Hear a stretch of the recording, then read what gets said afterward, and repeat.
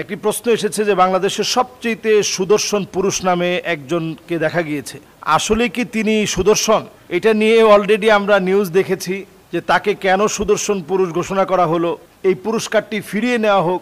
তো আসলে যাকে সুদর্শন পুরুষ হিসেবে ঘোষণা করা হচ্ছে, আমার কাছে মনে হয় এটা নিতান্তই একটা বেহায়াপনা ছাড়া আর কিছু না। এইরকম একটা পুরুষ সুদর্শন পুরুষ হয় কেমনে? পুরুষের তো সমাজের ভিতরে অভাব পড়ে নাই।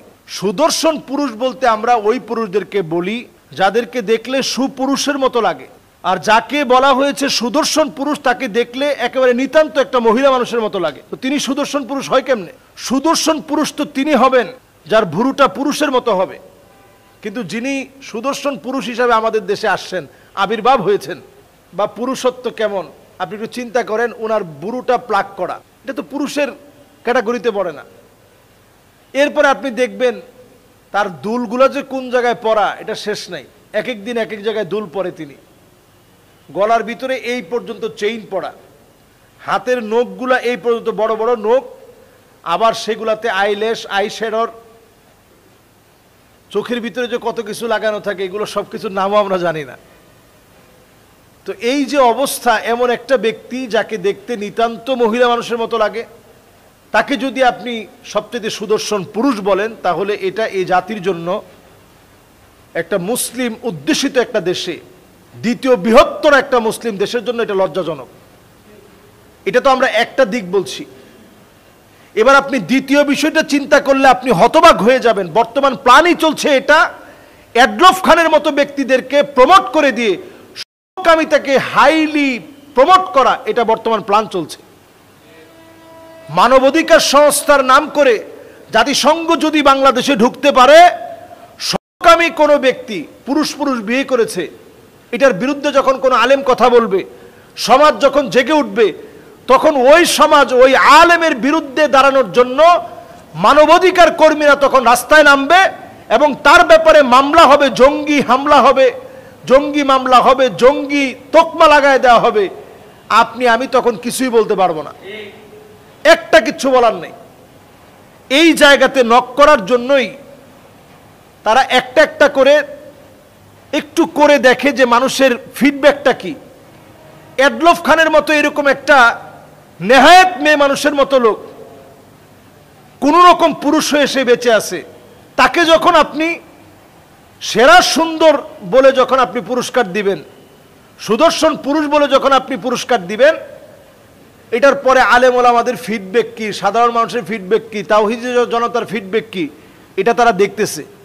যদি দেখে যে না এটা আমরা খুব সহজে মেনে নিছি, তাহলে পরের ধাপ আসবে যে এরকম ছেলে ছেলে যদি মনে চায় তার মতো এরকম সুদর্শন পুরুষ, যেহেতু তাদেরকে বলা হচ্ছে সুদর্শন পুরুষ, এরকম সুদর্শনের আকর্ষণে যদি কেউ আকর্ষিত হয়, এটাকেই পরিভাষায় সমকামিতা বলে। এটা আল্লাহর গজব আসার অন্যতম একটি কাজ হচ্ছে সমকামিতাকে প্রমোট করা।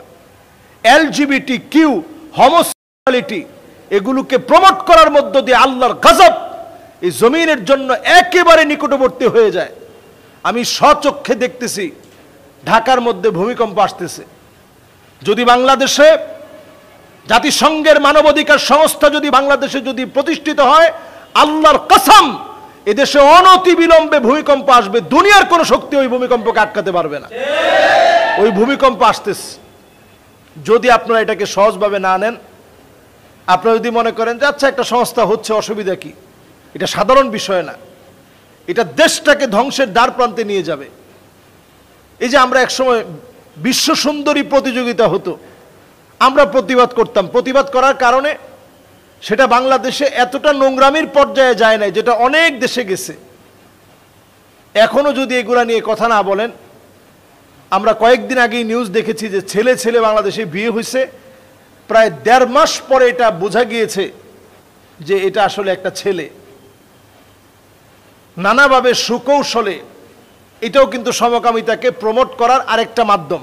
আপনারা দেখবেন যেই মেয়েটা মেয়ে সেজে, ছেলে হওয়ার পরেও মেয়ে সেজে 1.5 মাস কাটায় দিল, আচ্ছা চিন্তা করেন 1.5 মাস পরে তাকে ধরার পরে তাকে কিছু তো উত্তম মাধ্যম দেওয়ার কথা ছিল, কিন্তু আপনি কোনো একটা ভিডিওতে আপনি দেখবেন না যে ওই ছেলেটাকে মারধর করা হয়েছে, এবং দেখবেন ক্যামেরার সামনে ওই ছেলেটা একেবারে হুবহু হাসতেছে। তার কোনো টেনশন নাই। তার মানে এগুলো সব প্রি প্ল্যান। এই প্রি প্ল্যান করে করে দেখতেছে যে এটা নিয়ে মানুষের ধ্যান ধারণা কি, সেন্টিমেন্ট কি, মানুষ এটা নিয়ে কি করে, এই ফিডব্যাক দেখে তারা সমকামিতার মতো ভয়াবহ একটা মারাত্মক ধ্বংস হওয়ার, আযাব আসার মতো একটা বিষয়কে এখানে প্রমোট করবে।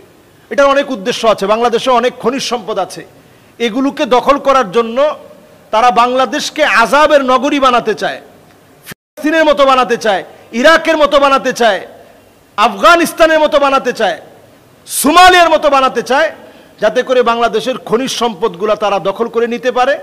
নামকা অস্তে কিছু টাকা আমাদের দেশে বিভিন্ন সংস্থার নামে ওই সময় আমাদেরকে সাহায্য সহযোগিতা করবে, আর আমাদের দেশের এই মূল শক্তিটাকে তারা নিয়ে যাবে। তো এটা ইনশাআল্লাহ এদেশের মানুষ এটা হতে দিবে না, এবং আল্লাহ রাব্বুল আলামিনের ফদল আর করমে ইনশাআল্লাহ এইটা বাংলাদেশে ইনশাআল্লাহ আমরা হতে দেব না ইনশাআল্লাহ। এজন্য যারা এই জাতীয় কর্মকাণ্ড করেন এদের ব্যাপারে সতর্ক সজাগ হতে হবে।